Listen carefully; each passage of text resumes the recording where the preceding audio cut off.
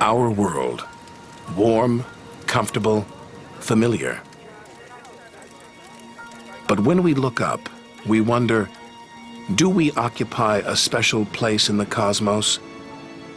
Or are we merely a celestial footnote? Is the universe welcoming or hostile? We could stand here forever wondering. Or we could leave home on the ultimate adventure.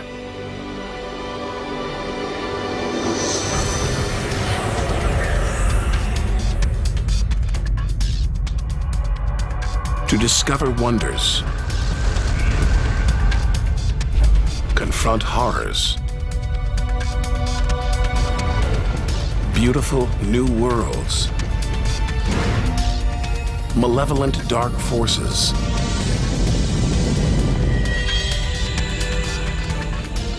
the beginning of time, the moment of creation. Would we have the courage to see it through? Or would we run for home? There's only one way to find out.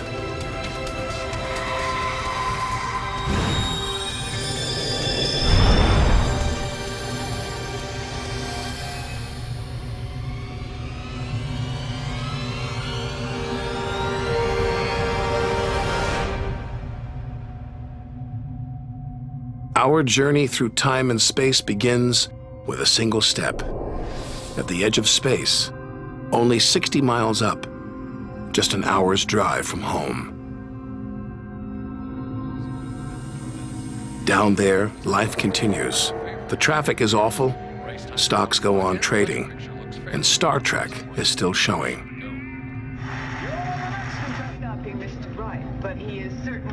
The Blue Jays will be without starter Jim Clancy for a couple of weeks. This morning. When we return home, if we return home, will it be the same? Will we be the same?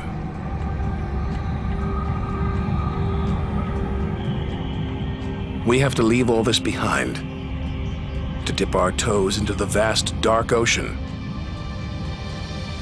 On to the moon.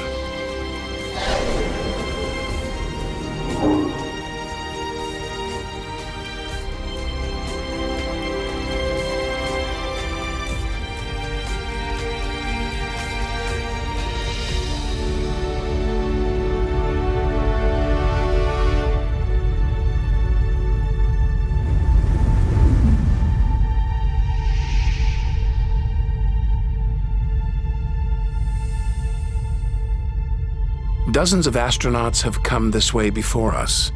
12 walked on the moon itself. Just 250,000 miles from home. 3 days by spacecraft.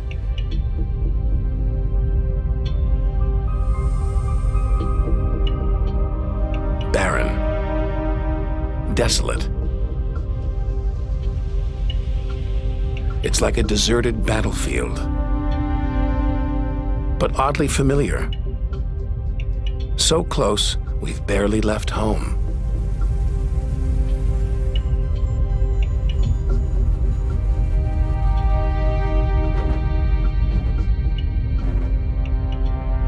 Neil Armstrong's first footprints.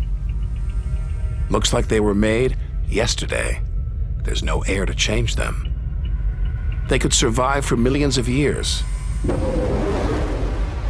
Maybe longer than us.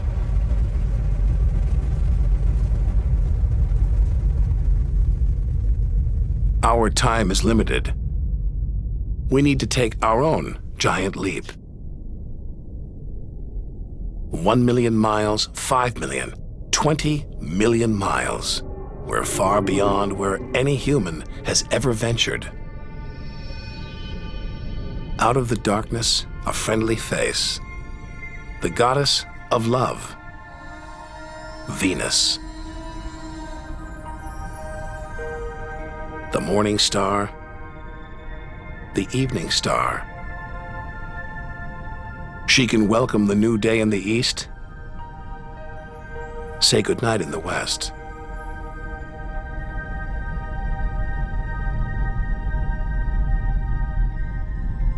A sister to our planet, she's about the same size and gravity as Earth. We should be safe here. But the Venus Express space probe is setting off alarms. It's telling us these dazzling clouds, they're made of deadly sulfuric acid. The atmosphere is choking with carbon dioxide.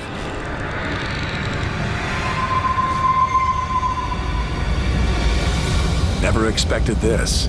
Venus is one angry goddess. The air is noxious, the pressure unbearable.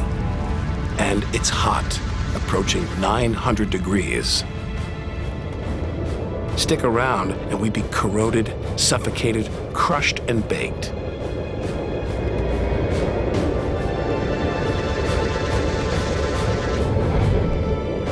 Nothing can survive here.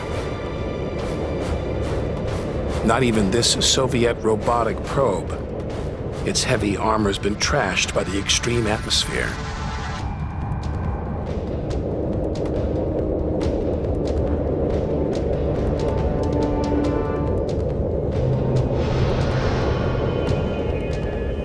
So lovely from Earth. Up close, this goddess is hideous.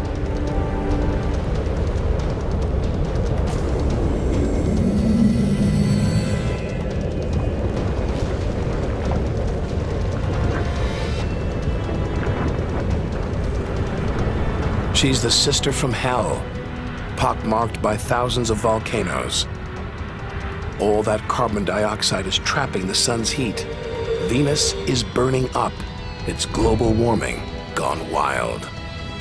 Before it took hold, maybe Venus was beautiful, calm, more like her sister planet Earth. So this could be Earth's future. Where are the twinkling stars? The beautiful spheres gliding through space? Maybe we shouldn't be out here. Maybe we should turn back. But there's something about the sun, something hypnotic, like the Medusa, too terrible to look at, too powerful to resist. Luring us onwards, on, like a moth to a flame. Wait, there's something else, obscured by the sun. It must be Mercury. Get too close to the sun, this is what happens. Temperatures swing wildly here. At night, it's minus 275 degrees. Come midday, it's 800 plus. Burnt, then frozen.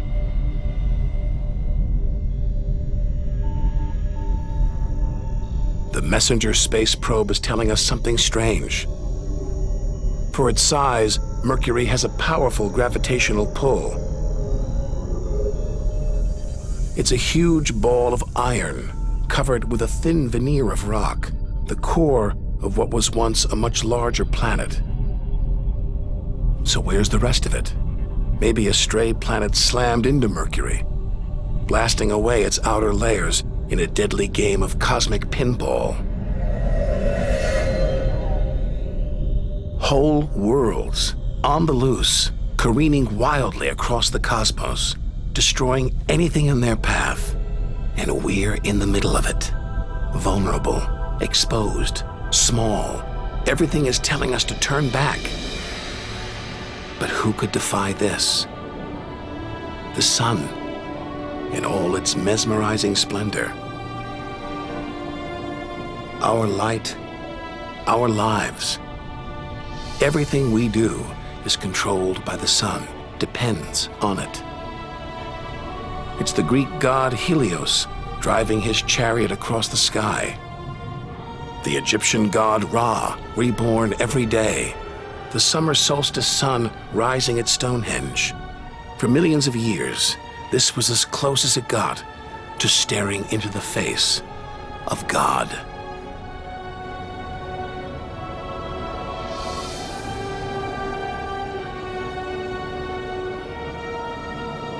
It's so far away.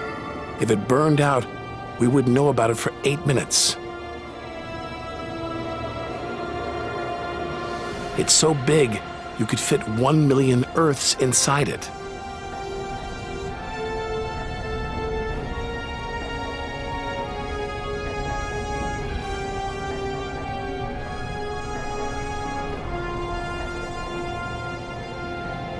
But who needs numbers? We've got the real thing.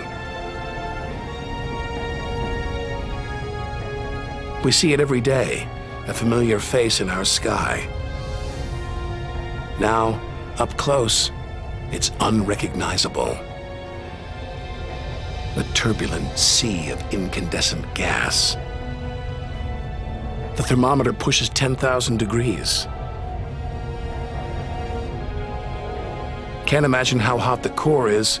Could be tens of millions of degrees.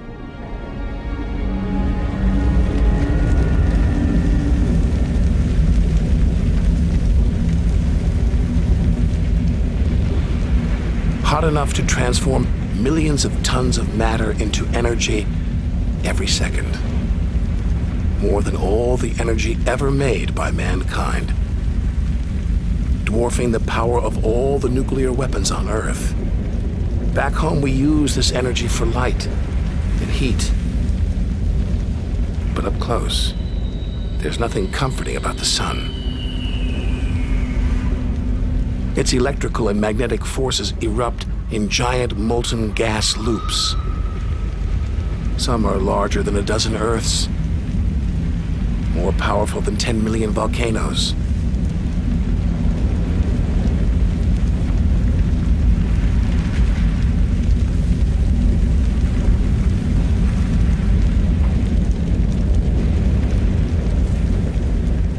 And when they burst through, they expose cooler layers below,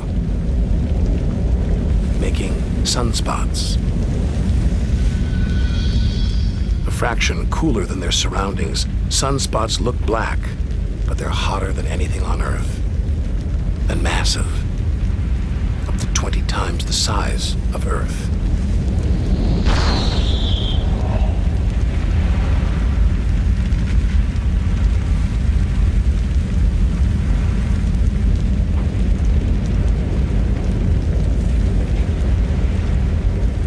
But one day, all this will stop. The sun's fuel will be spent.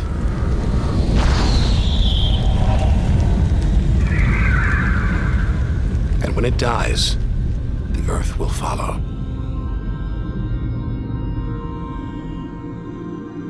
This God creates life, destroys it, and demands we keep our distance.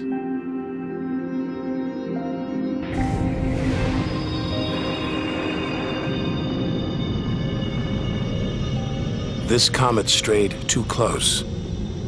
The sun's heat is boiling it away, creating a tail that stretches for millions of miles.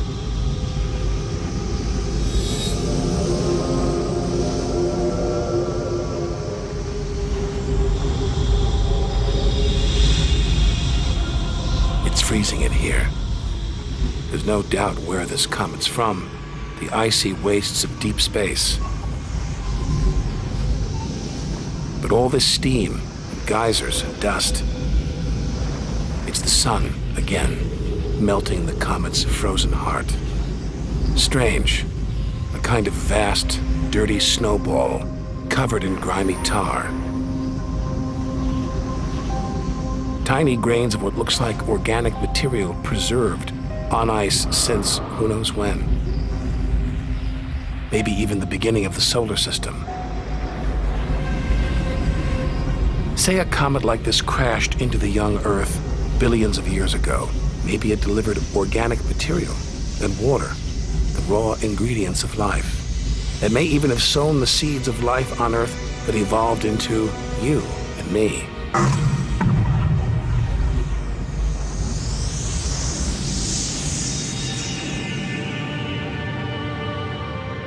But say it crashed into the Earth now. Think of the dinosaurs, wiped out by a comet or asteroid strike. It's only a question of time. Eventually, one day, we'll go the way of the dinosaurs.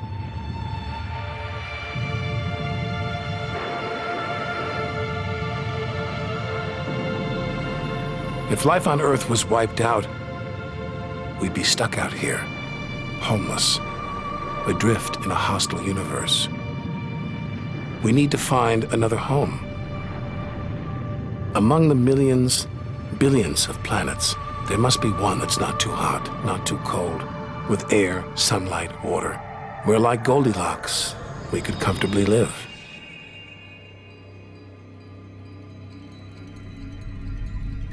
The Red Planet. Unmistakably, Mars.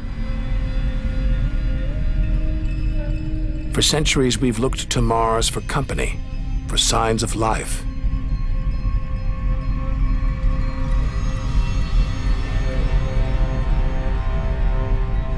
Could there be extraterrestrial life here?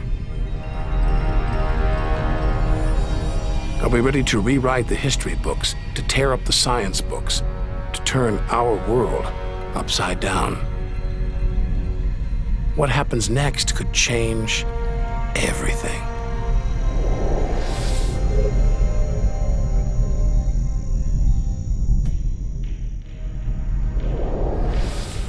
Mars is the planet that most captures our imagination.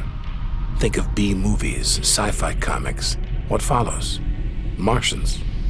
It's all just fiction, right? But what if there really is something here? Hard to imagine, though. Up close, this is a dead planet. The activity that makes the Earth livable shut down millions of years ago here. Red and dead. Mars is a giant fossil.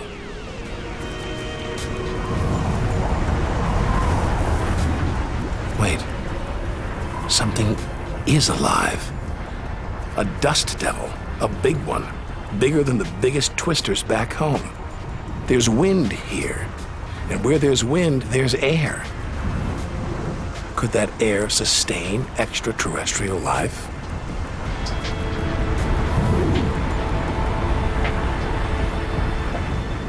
It's too thin for us to breathe. And there's no ozone layer. Nothing to protect us against the sun's ultraviolet rays. There is water, but frigid temperatures keep it in a constant deep freeze. It's hard to believe anything could live here. Back on Earth, there are creatures that survive in extreme cold, heat, even in the deepest ocean trenches. It's as though life is a virus. It adapts, spreads. Maybe that's what we're doing right now, carrying the virus of life across the universe. Even in the most extreme conditions, life usually finds a way. But on a dead planet, with no way to replenish its soil, no heat to melt its frozen water,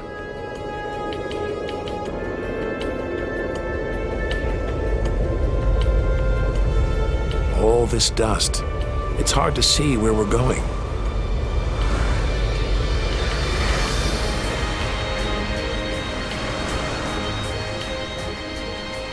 Olympus Mons, named after the home of the Greek gods, a vast, ancient volcano, 3 times higher than Everest.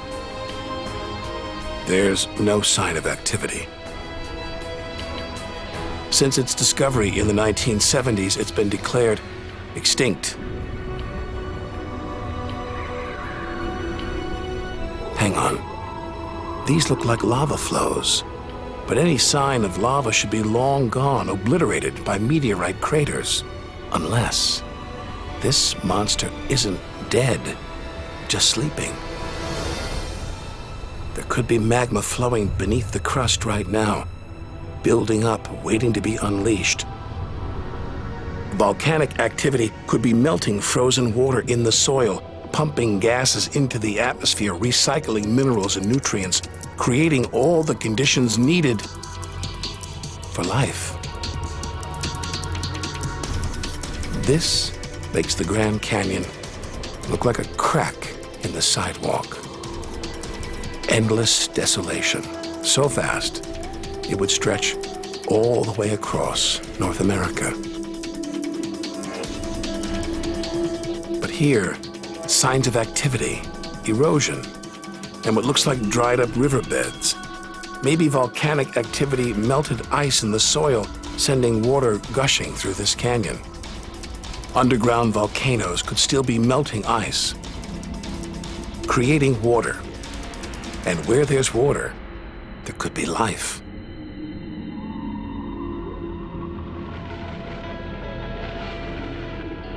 The hunt for life is spearheaded by this humble fellow, the NASA rover Opportunity. It's finding evidence that these barren plains were once ancient lakes or oceans that could have harbored life.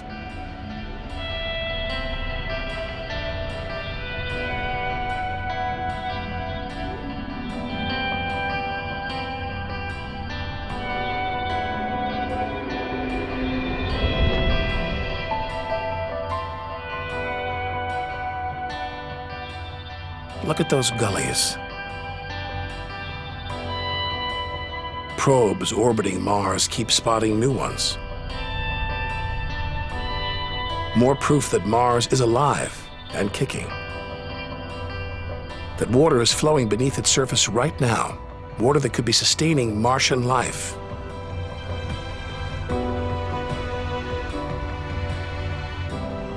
Now all we have to do is find it.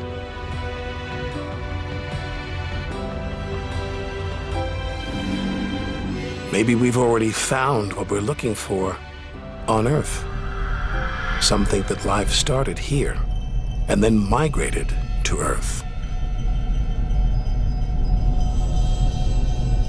An asteroid impact could have blasted fragments of Mars, complete with tiny microbes, out into space and on to the young Earth, where they sowed the seeds of life. No wonder we find Mars fascinating.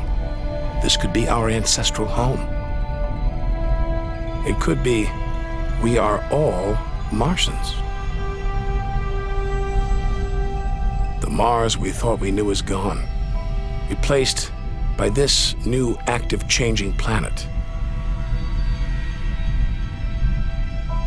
And if we don't know Mars, our next door neighbor, how can we imagine what surprises lie ahead?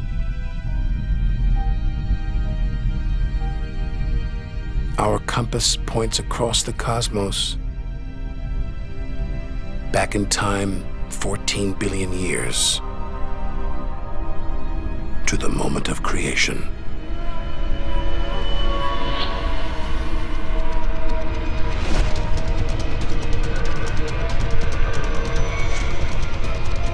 This is getting scary. It's like being inside a giant video game.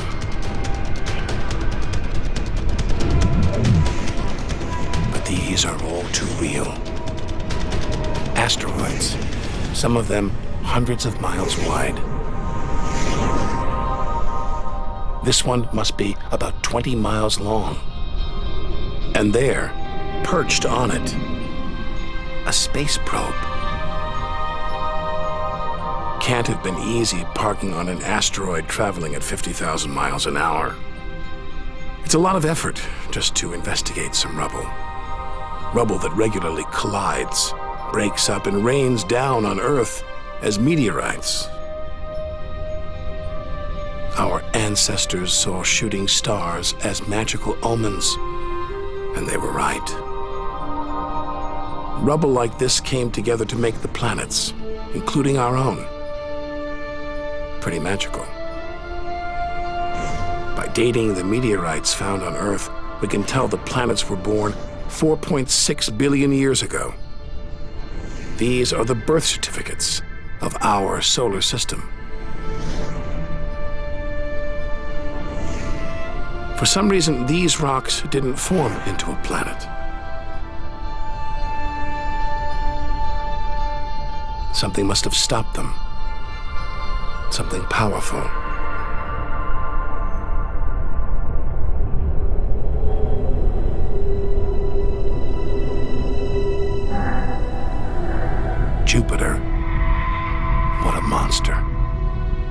least 1,000 times bigger than Earth, so vast you could fit all the other planets inside it. Something this massive dominates its neighbors. Its gravity is pulling the asteroids apart.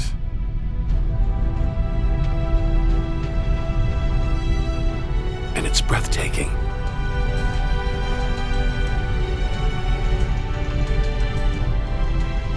But this beauty is a beast.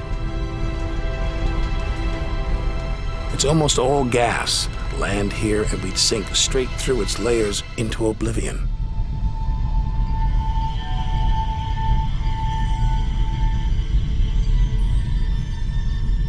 And Jupiter's good looks, the product of ferocious violence. It's spinning at an incredible rate, whipping up winds to hundreds of miles an hour, contorting the clouds into stripes, eddies, whirlpools. And this, the legendary Great Red Spot. The biggest, most violent storm in the solar system. At least 3 times the size of Earth, it's been raging for over 300 years. All these churning clouds must have sparked an electrical storm. Just one bolt is 10,000 times more intense than any at home.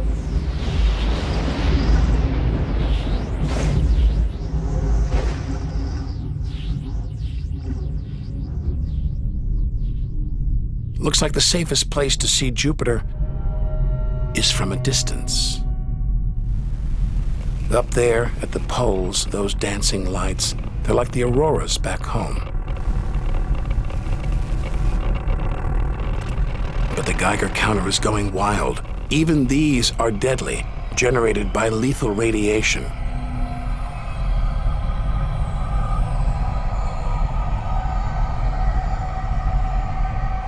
Out here, nothing is what it seems. The universe is full of terrors, traps,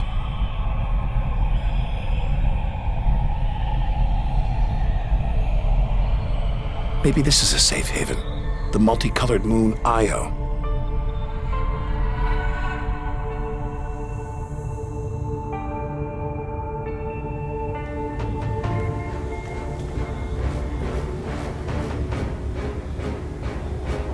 Wrong.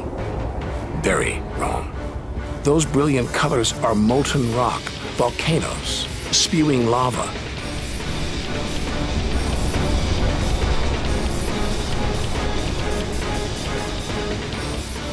Our journey across the universe is turning into a struggle for survival.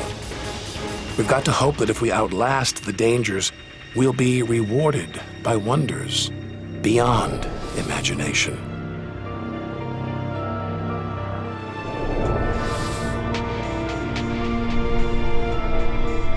"400 million miles from Earth.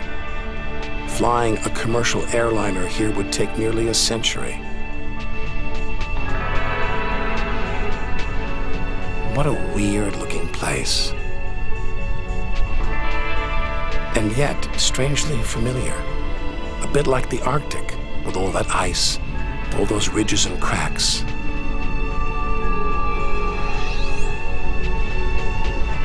It's Jupiter's moon, Europa.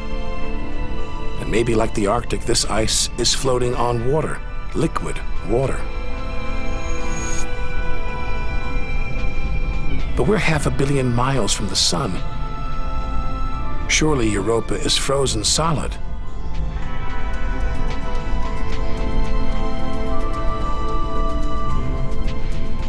Unless Jupiter's gravity is creating friction deep inside, heating the ice into water, allowing life to develop in the waters beneath its frozen crust. We might be feet away from aliens. From a whole ecosystem of microbes, crustaceans, maybe even squid. The only thing between us and the possibility of alien life, this layer of ice. But until we send a spacecraft to drill here, Europa's secrets will remain beyond reach.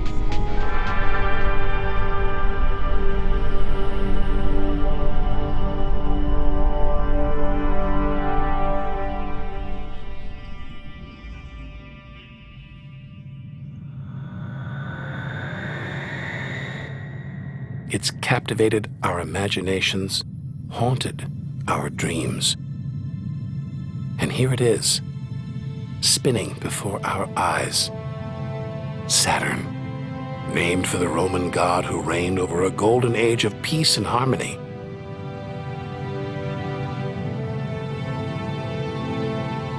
This planet's a giant ball of gas, so light it would float on water.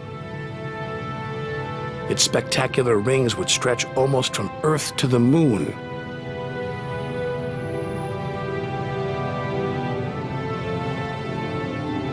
There's the Cassini orbiter. It's picking up ghostly radio emissions, probably generated by auroras around Saturn's poles. This is the real music of the spheres.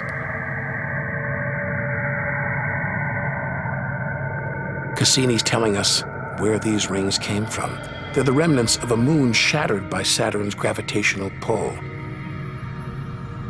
Incomparable beauty from total destruction.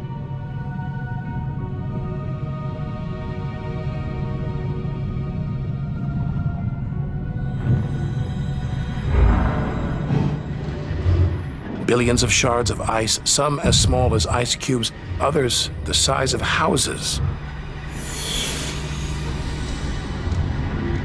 They collide, break apart, reassemble. It's like a snapshot of our early solar system. As dust and gas orbited the newly born sun, and gravity worked its magic, pulling the lumps together until from space trash like this, our home emerged.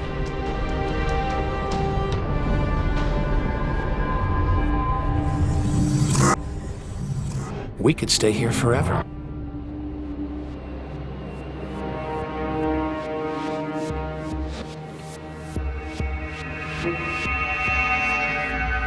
But there's so much further to go, so much more to see. Like this moon wrapped in thick clouds. Titan.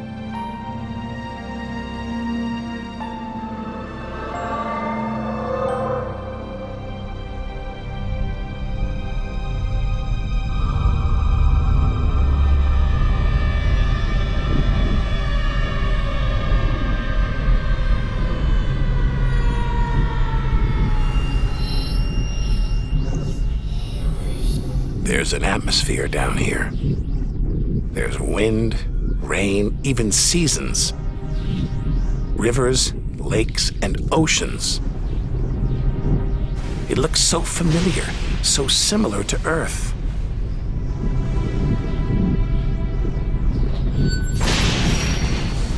But that's not water. It's liquid natural gas. Hundreds of times more natural gas than all the Earth's oil and gas reserves. Maybe one day we'll use this energy to fuel a colony. Assuming there isn't life here already.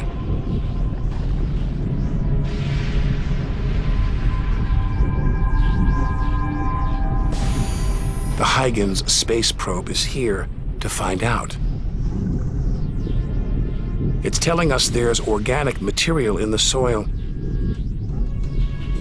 but it's so cold, minus 300 degrees. There's no way life could develop. Unless Titan warms up. The sun is supposed to get hotter. When it does, maybe life will spring up here, just like it did on Earth. And as the Earth gets too hot for us, maybe we'll move to Titan. One day we might call this distant land home.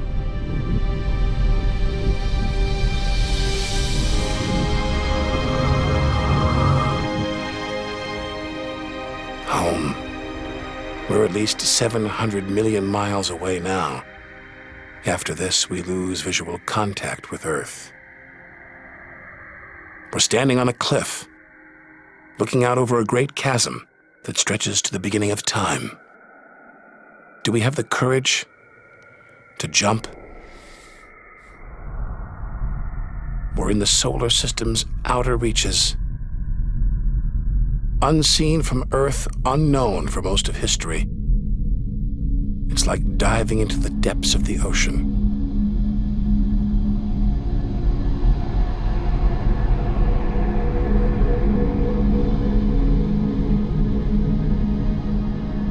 Those rings make it look like Uranus has been tilted off its axis, toppled over by a stray planet.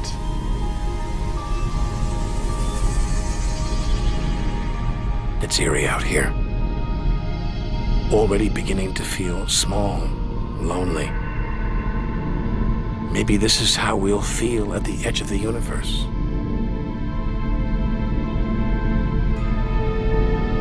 But we've barely left the shore. If the solar system was 1 mile wide, so far we've traveled about 3 inches.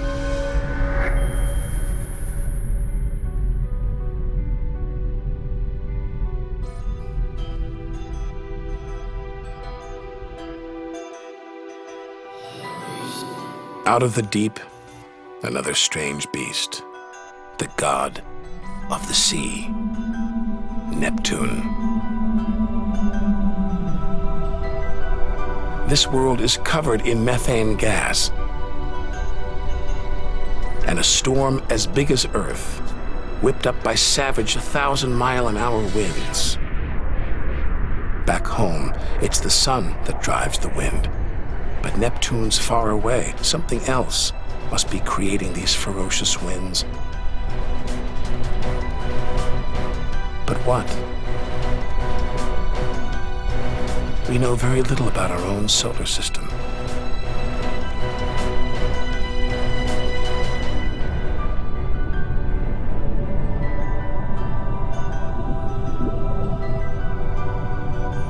After all those balls of gas, a solid moon. Triton. Solid, but not stable. Just look at those geysers, cosmic smokestacks, pumping out strange soot. And this moon is revolving around Neptune in the opposite direction of the planet's spin. A cosmic battle of wills that this angry moon is destined to lose. Neptune's massive gravity is pulling on Triton, slowing it down, reeling it in. One day, it will be ripped apart by Neptune. And that's it. No more moons, no more planets in our solar system. It's getting colder. We're getting further from the sun, slipping from the grip of its gravitational tentacles. But this isn't a void. It's teeming with frozen rocks, like Pluto. Until recently, we thought Pluto was alone. Beyond it, nothing. We were wrong. More frozen worlds. Discoveries so new nobody can agree what to call them. Plutinos, ice dwarfs, cubewanos. Our solar system is far more chaotic and strange than we had imagined. Now we're 8 billion miles from home. The most distant thing ever seen that orbits the sun. Another small, icy world, Sedna, discovered in 2003. Its orbit takes 10,000 years to complete.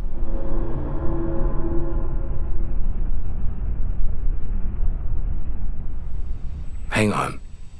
There's something else out here. 10 billion miles from home, the space probe Voyager 1.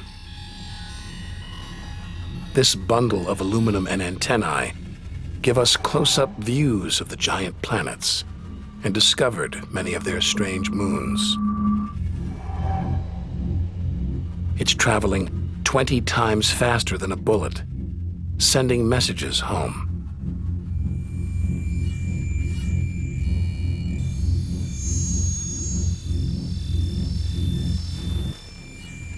That gold plaque, it's a kind of intergalactic message in a bottle. A greeting recorded in different languages. Hello from the children of planet Earth. Hola, saludos a todos. And a map showing how to find our home solar system.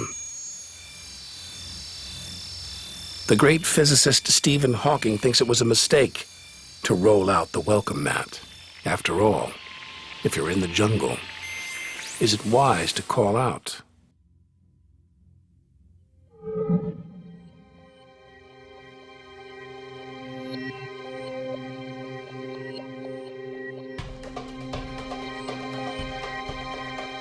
These comets look like the ones we saw earlier.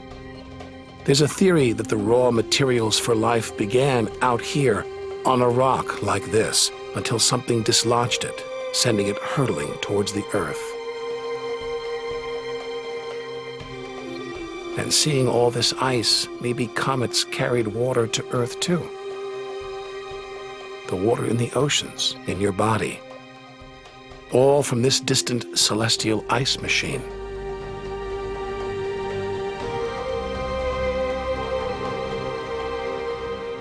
We're 5 million, that's 5 trillion miles from home. But this is still only a baby step. Ahead, trillions of miles, billions of stars. Time to stop looking back and start looking ahead. To step out into the big wide universe.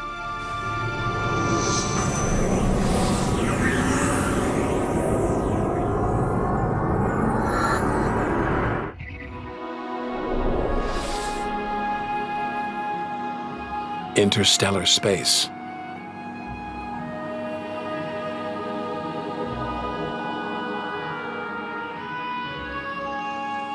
Billions of stars like our own sun, many with planets, many of those with moons.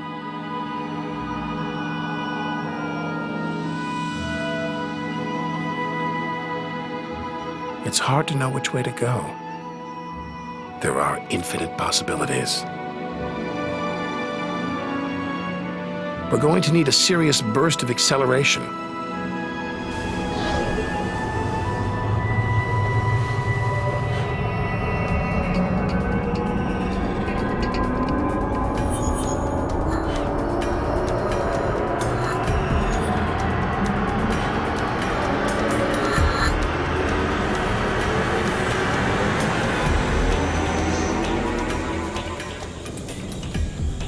$25 trillion miles from home. A 150,000-year ride in the space shuttle. And we've only just reached the first solar system beyond our own. Alpha Centauri. Not one, but 3 stars, spinning around each other, locked in a celestial standoff. Each star's gravity attracting the other, their blazing orbital speed keeping them apart.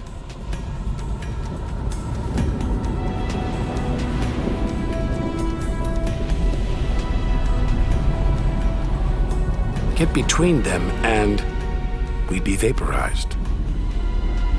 Trillions of miles from home. So far that miles are becoming meaningless. Out here we measure in light years. Light travels 6 trillion miles a year, so we are over 4 light years from home. Distances so vast, they're mind-boggling.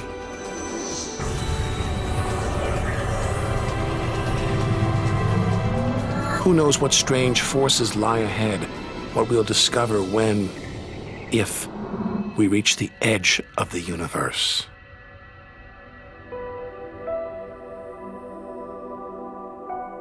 Ten light years from Earth, the star Epsilon Eridani. Spectacular rings of dust and ice, and somewhere in there planets forming out of the debris, being born before our eyes.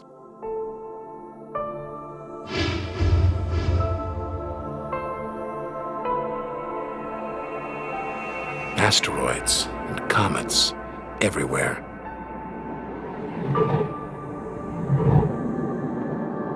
We could almost be looking at our own solar system billions of years ago, with comets delivering the building blocks of life to these young planets.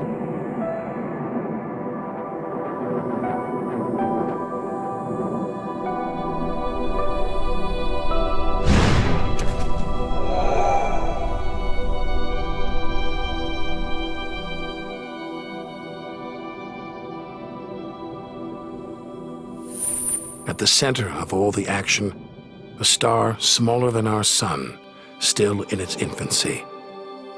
Any life in this solar system would be primitive at best.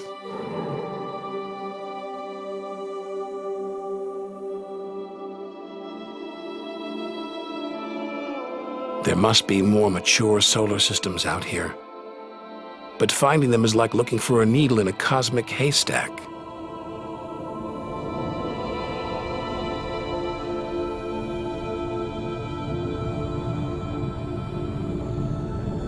"20 light years from Earth. Star Gliese 581.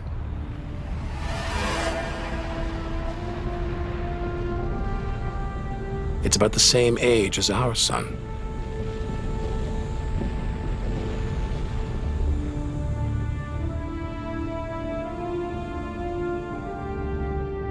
This planet is just the right distance from its sun. Any closer and water would boil away, any further, and it would freeze. Ideal conditions for life to emerge.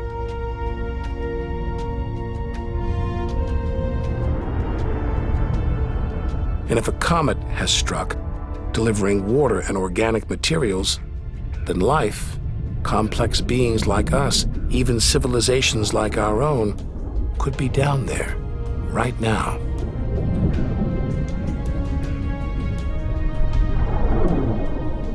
They could be tuning into our TV signals, watching shows from 20 years ago. And here's your host, Joe Dublin. But until we devise a way of communicating over these vast distances, all we can do is speculate. Us and them, living parallel lives, unaware of each other's existence.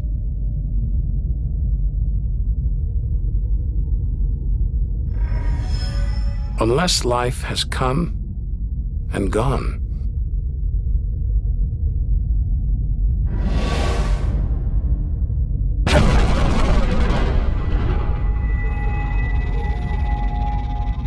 That's the problem with comets. They're creators and destroyers, as the dinosaurs found out the hard way. This is the needle in the cosmic haystack, the closest we've come to a habitable solar system like our own, but it's a chance encounter. There could be hundreds, millions more solar systems like this out there, or none at all.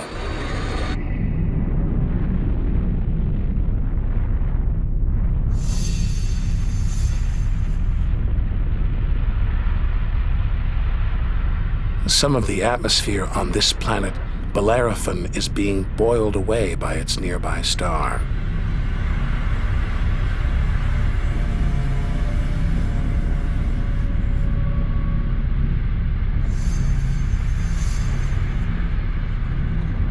From Earth, we can't see planets this far out. They're obscured by the brilliance of their neighboring stars. But the planets have a minute gravitational pull on those stars. Measure these tiny movements, and we can prove they exist.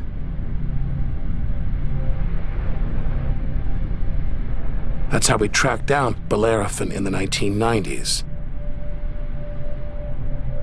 And hundreds of other distant planets.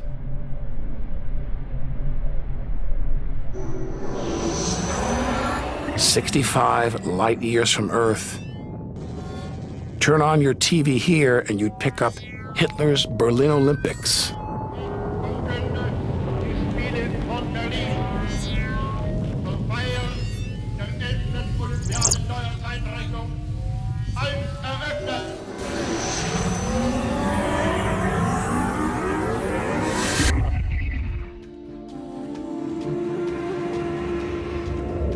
The twin stars of Algol, known to the ancients as the Demon Star.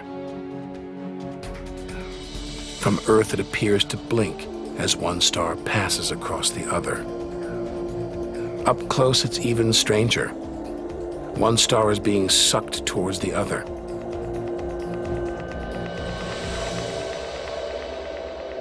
Almost 100 light years from home, faint whispers from one of the first ever radio broadcasts. We appreciate it if anyone hearing this broadcast would communicate with us. We are very anxious to know how far the broadcast is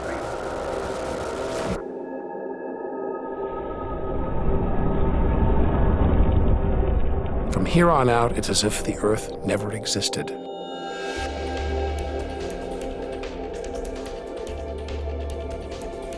Feels like a lifetime since we stood on that beach, looking up at the sky, wondering where and how we fit in. We've learned one thing for sure. The universe is too bizarre, too startling, for us to guess what lies ahead.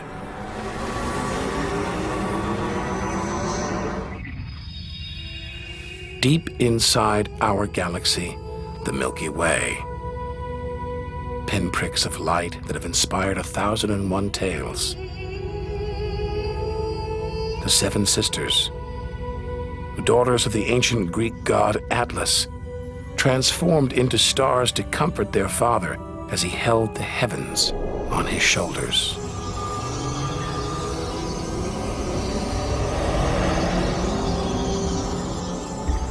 And this giant, Betelgeuse, the brightest, biggest star we've seen so far, 600 times wider than our sun.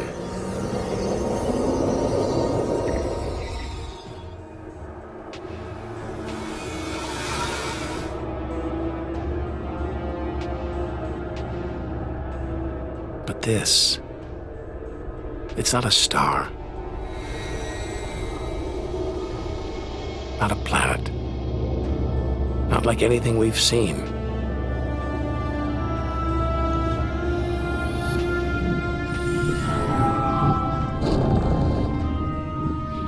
A ghostly specter more than 1,300 light years from Earth. Orion's dark cloud. Dust and gas shrouding us.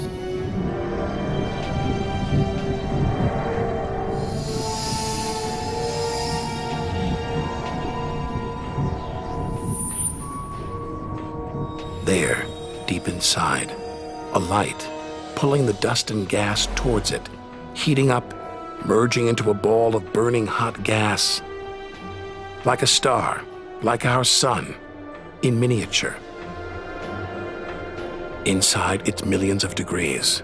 So hot it's beginning to trigger nuclear reactions, the kind that keep our sun shining, making energy, radiation, light. A star is being born.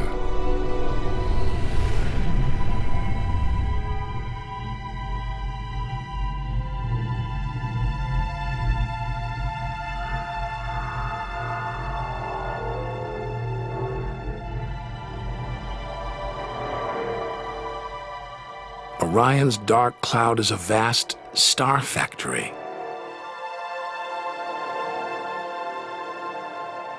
We're witnessing the birth of the future universe.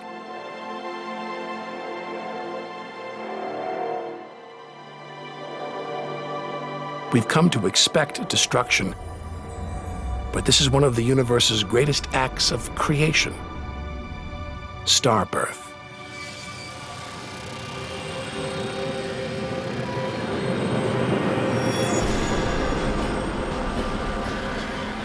This doesn't look right.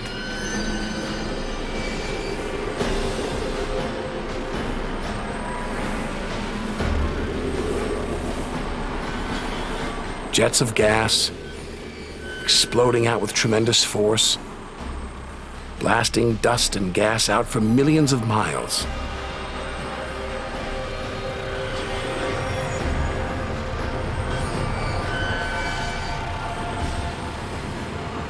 It's unbelievably violent and creative. Nebula. Vast, glowing clouds of gas hanging in space. With no wind out here, they'll take thousands of years to disperse. They seem to be forming a vast stellar sculpture. Nature is more than a scientist, an engineer. It's an artist on the grandest of scales.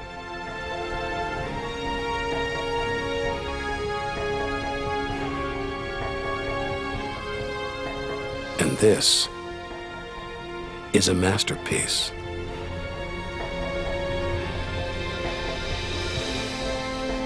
Stars are born, grow up, and then what? Do they die? Do they slip quietly into the night or go out with a bang?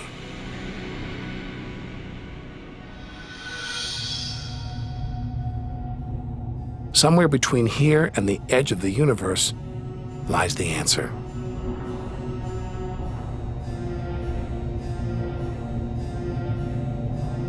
Luminous clouds suspended in space, encircling what was once a star like our own sun. All that's left of it are these brightly colored gases, elements formed by nuclear reactions deep inside, released into space on its death.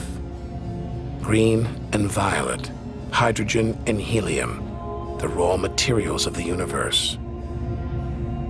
Red and blue, nitrogen and oxygen, the building blocks of life on Earth. For us to live, stars like this had to die. Every atom in our body was produced by nuclear fusion. In stars that died long before the Earth was even born. We are all the stuff of stars. Our family tree begins here.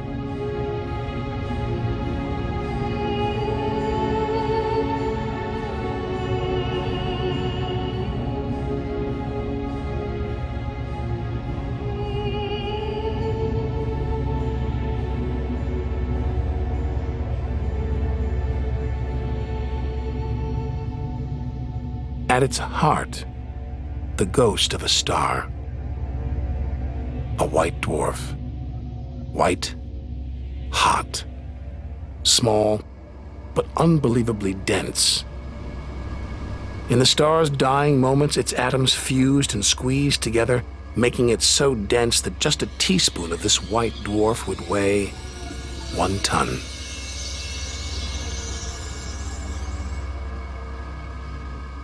It's a chilling premonition of our sun's fate. 6 billion years from now, it'll become a white dwarf. Its death will herald the end of life on Earth. Makes you wonder how many other worlds have come and gone. Celestial stories left untold. Lost forever. But the greatest story of them all is still to be told. We must go back through time to the very first chapter to learn how the universe began.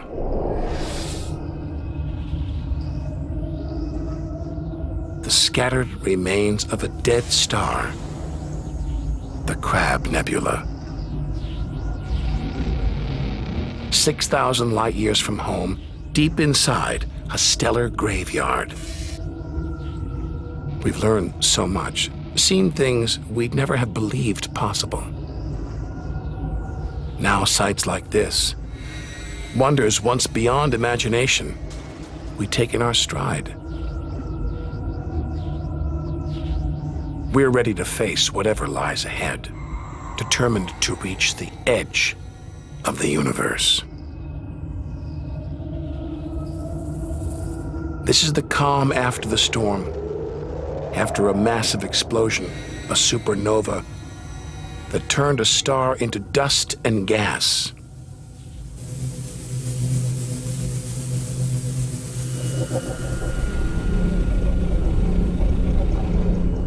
The eye of the storm, a spinning, pulsating star, a pulsar.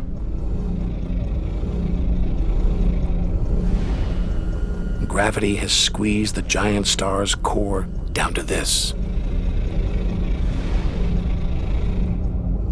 It's just 12 miles across, unimaginably dense. One pinhead of this would weigh hundreds, maybe millions of tons. And as it shrank, like a figure skater spinning on the spot, arms outstretched, then pulling them in, it began to spin faster. 2 beams of light, energy, radiation, spinning 30 times a second, powering the huge cloud of dust and gas. There's so much radiation here, more even than on the sun.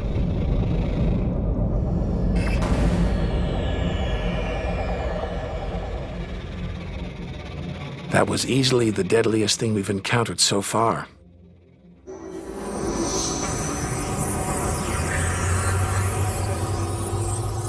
Once it would have terrified us. But now we realize that without the dangers, there'd be no wonders. Without the nightmares, there'd be no dreams.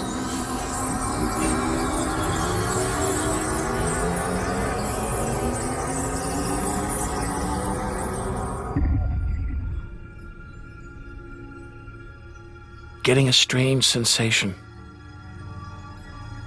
A feeling as though there's something bad out here.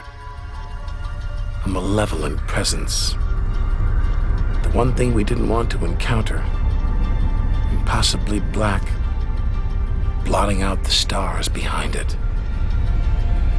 We're staring into the face of extinction. The remains of a giant star. A black hole.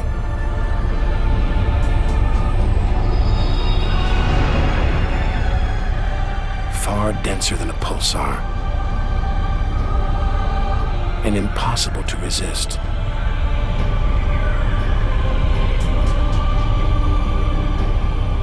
Its gravity is so intense not even light can escape.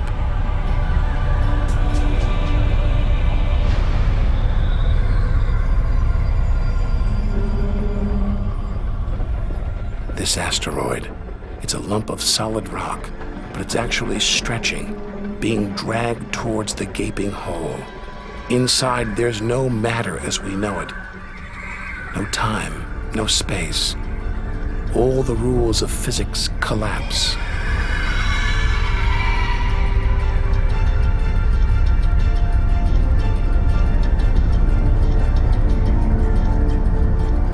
The asteroid is gone.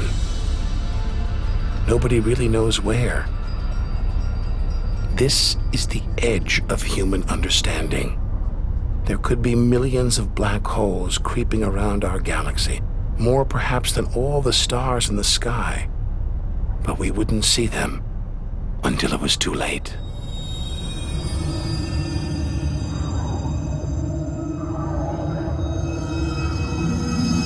Like this star, spiraling, disappearing down an invisible sinkhole. Who's to say we don't live inside a vast black hole? That the whole universe isn't inside one right now, inside another universe. Think about it for too long and your mind reels. Sometimes it feels like the more we see, the less we know.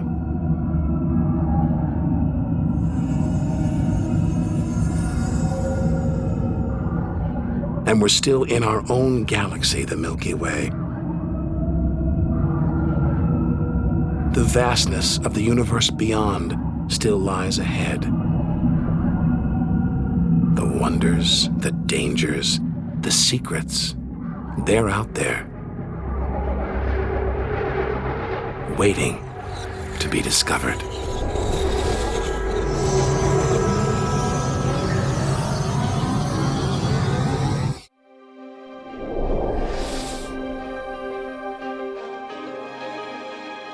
"7,000 light years from home." It's as though we're in a forest thick with trees, each so beautiful, so fascinating, it's impossible to look beyond, to see the bigger picture. We have to find a way through, to reach the clearing at the galaxy's edge.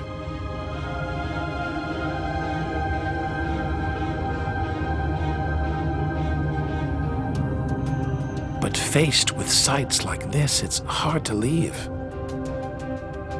A colossal, glowing cloud, topped by these great towers of dust, the pillars of creation, like a gateway into the unknown. A star factory packed with embryonic star systems, each larger than our solar system.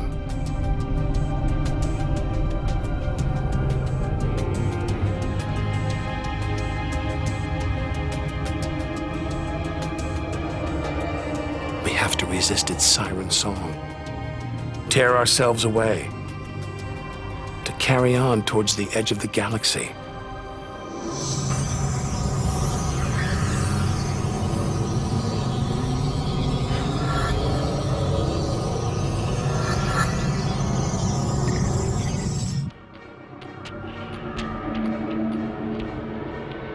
Dazzled by the Milky Way's beauty, we've been blinded to its terrors and strayed into a cosmic minefield. Like an explosion in slow motion. A massive star, millions of times brighter than our sun. It's going into meltdown. The fuel that sustains it is running out, the nuclear reactions that power it winding down. We're watching its death throes.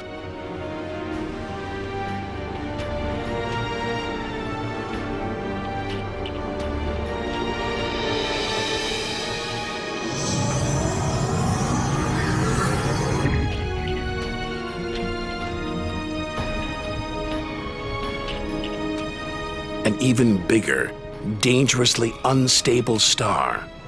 But this one's about to explode. And when a star this big dies, it's 100 times more violent than a supernova. We've stumbled into the most violent star death of all, a hypernova.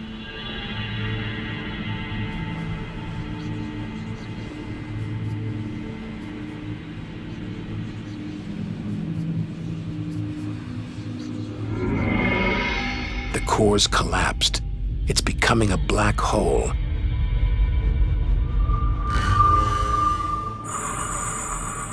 And that's the shock wave surging through the star, ripping its outer layers into space.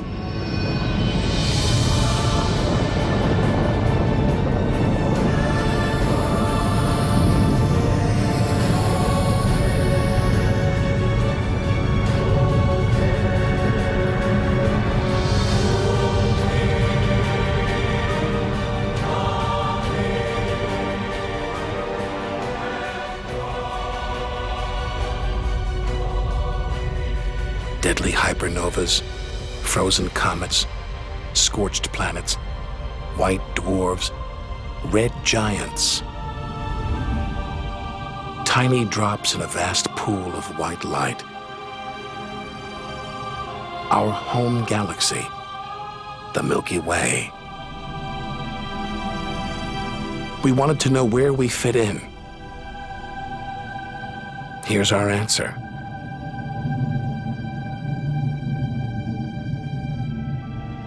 civilizations past and present, everyone that's ever lived. The smallest bug, the highest mountain, all of it invisible, not even a tiny speck.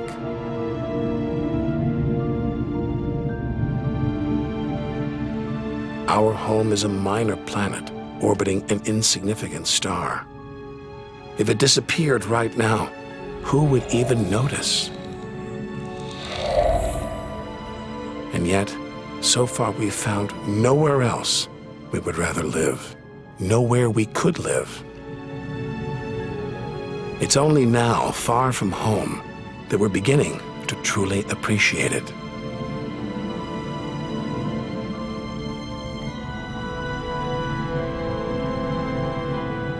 Look at all these stars, hundreds of thousands of them.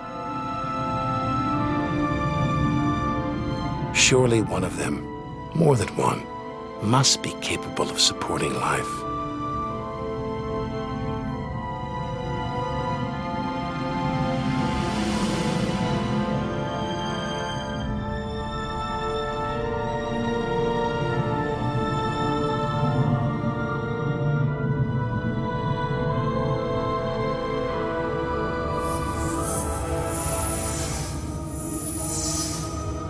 Maybe here in this swarm of stars, the Great Cluster. Back in the 1970s, astronomers sent a message in this direction, detailing the structure of our DNA and our solar system's location. But the message won't arrive here for another 25,000 years.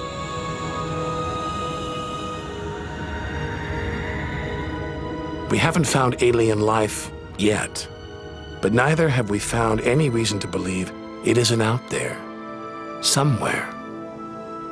There's an equation devised to estimate the number of other advanced civilizations. The result is startling. There could be millions of civilizations just in our own galaxy.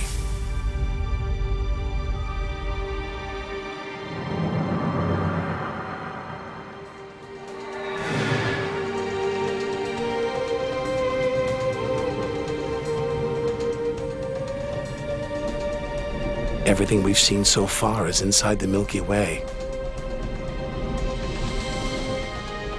Now we're ready to leave our home galaxy, to enter intergalactic space. Here's our chance to solve the ultimate mystery and experience the moment of creation.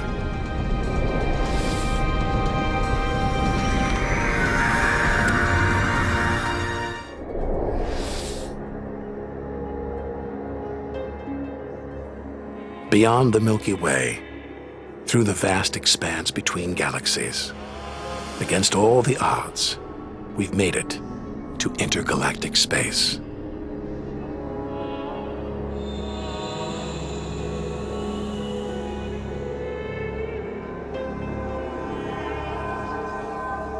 Out here, there's no horizon in sight. Even the closest galaxies are hundreds of thousands of light years away.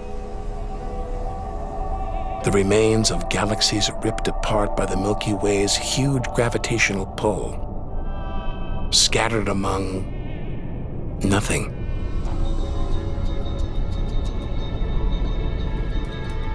This is as close as the universe gets to a perfect vacuum. But even this isn't totally empty. There are thin wisps of gas, fine traces of dust, and something else. Dark matter. So mysterious we can't see it, feel it, taste it, touch it, or even measure it.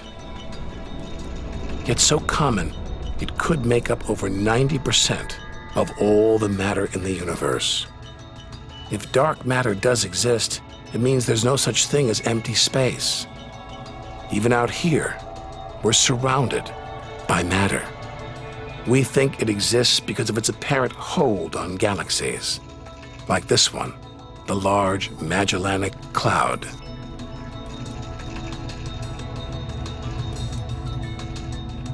A 6 billion year journey in today's fastest spacecraft. 160,000 light years from the Milky Way at the edge of its gravitational reach. This galaxy should spin off into space, but something is holding it here. Something invisible, powerful. Dark matter. Stars. Clusters of stars. Nebulae.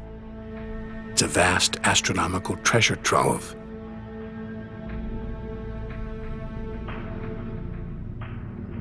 Look at this. It's like a string of gleaming pearls. It's a fireball, expanding out from what must have been a massive explosion, a supernova. So bright that when light from the explosion reached Earth 20 years ago, it was visible to the naked eye. And so violent, it triggered a string of nuclear reactions, forcing atoms together, creating new elements: gold, silver, platinum, blasting them out into space.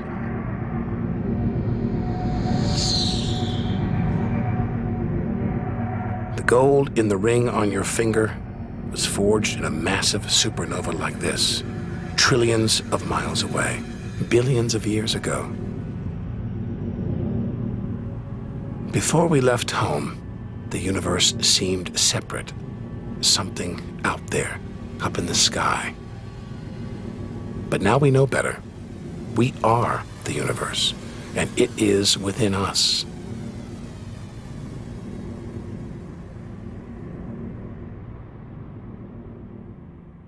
It's comforting to remember as we venture through this abyss. Further and further. Faster and faster.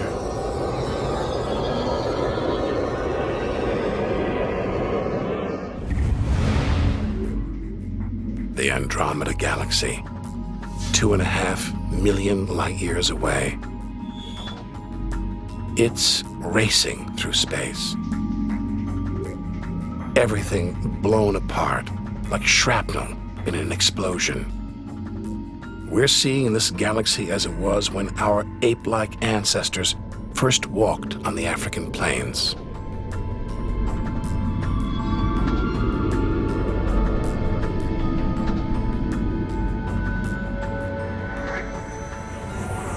Further through space, and further back in time.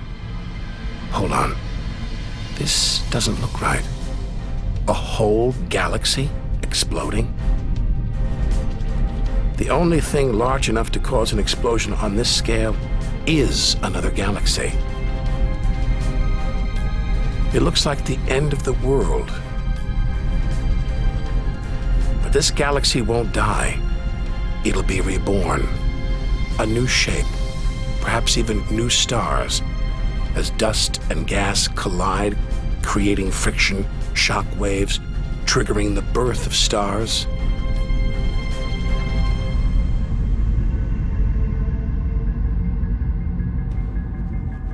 There's order in this chaos, a pattern behind the infinite variety, an endless cycle of birth and death, creation and destruction. It's a pattern woven through the vast fabric of space that binds each of these galaxies. There are billions of galaxies, each with billions, even trillions of stars. Maybe more stars than there are grains of sand on all the beaches on Earth.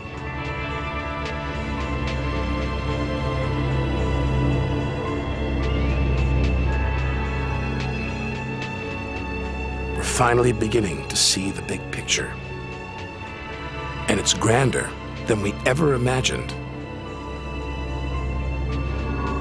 This galaxy, the huge Pinwheel Galaxy, is so far from Earth that if we send a message home now, it will take 27 million years to get there. Who knows whether our species, our planet, will still be around to receive it.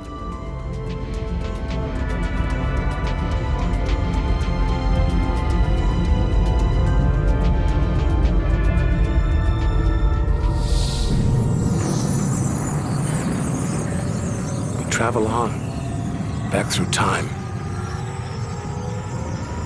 Past the point where the dinosaurs were wiped out. Past the moment where the first creatures crawled onto land.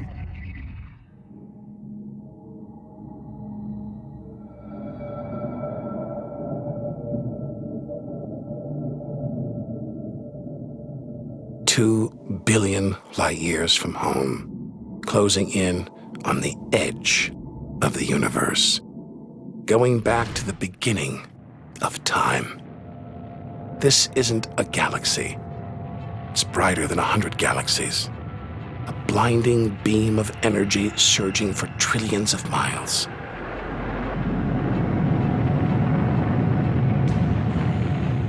Something this big, this bright, must be incredibly powerful. Experience tells us, out here, power equals danger. It looks like a quasar, the deadliest thing in the universe. Our journey could be over.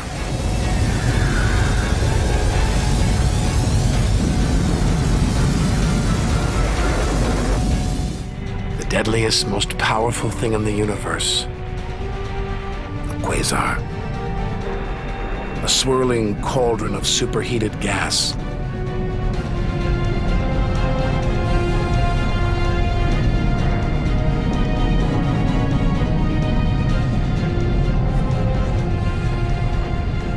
This beast has a heart of darkness.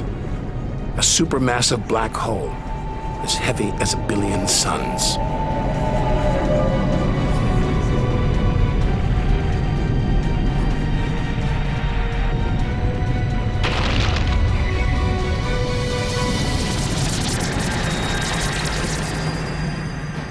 It's ripping apart whole stars, devouring them until they're nothing. Lost forever from the visible universe.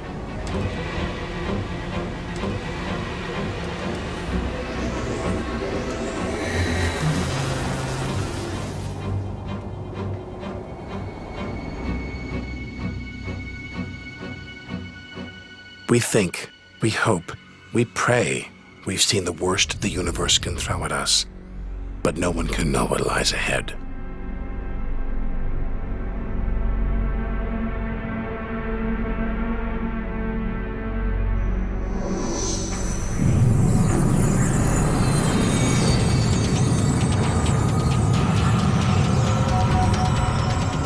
We'll need to go further, go faster.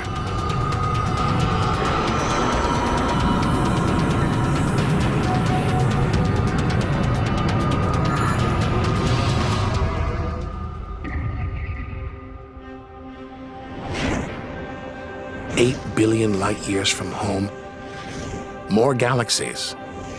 But these look different, ragged, small, close together. We're so far back in time, we're seeing these galaxies as they were before the Earth was born. They're still young, still growing.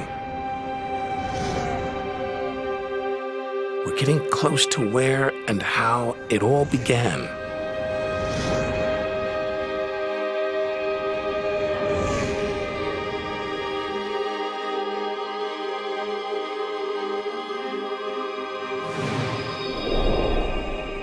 Look at the galaxies now. They're more like primitive plankton, floating in a vast dark ocean.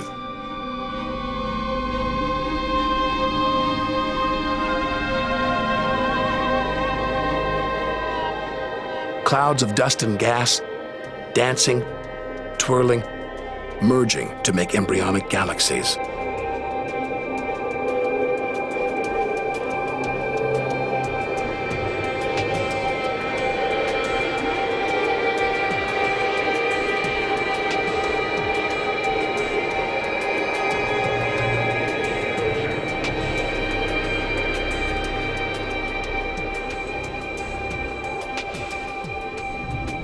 They're disappearing.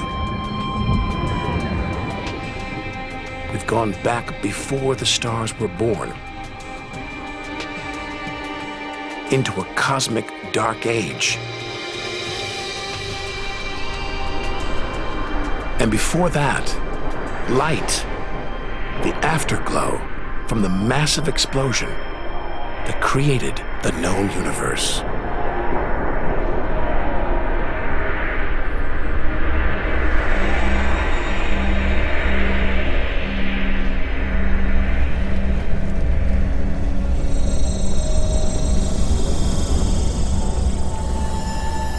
This is it.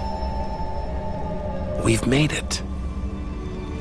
The edge of the universe. 80 billion trillion miles from home. 13.5 billion years ago.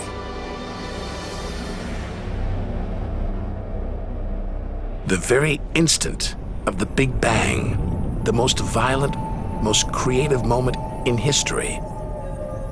Everything that's ever happened follows from this moment.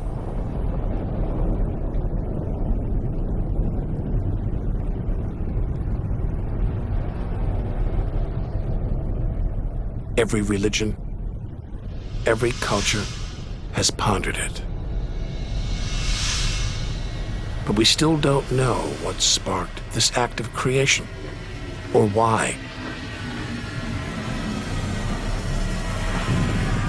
This is where our journey ends, and the universe begins.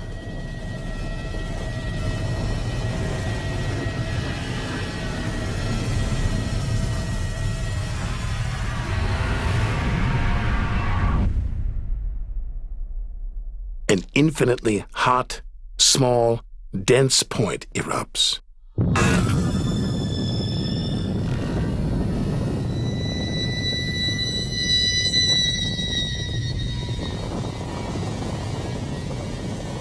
Creating space, time, matter, our universe itself. First, it's the size of a subatomic particle. The tiniest fraction of a second later, it's big enough to hold in the palm of your hand. Moments later, it's the size of the Earth.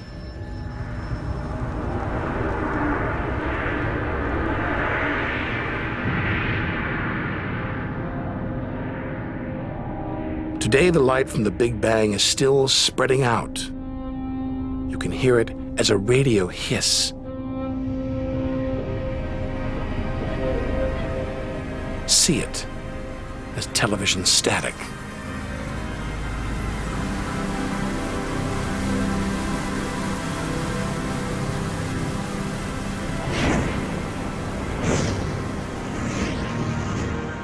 All the wonders we've seen on our journey are sparks flying out from the Big Bang. Galaxies, stars, planets, all cosmic debris. We go forward through time, riding the blast wave.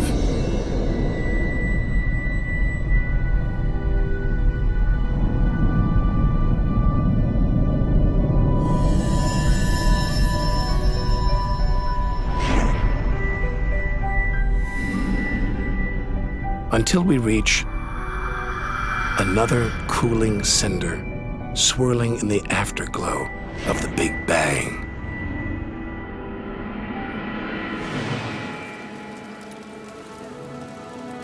We're back where we started, home. Only now can we really know it. Smaller, more fragile than we ever imagined. Destined to die, swallowed by a dying sun. But we shouldn't despair. We should rejoice. We've managed to experience the wonders of the universe. We should celebrate our achievements and enjoy our moment in the sun.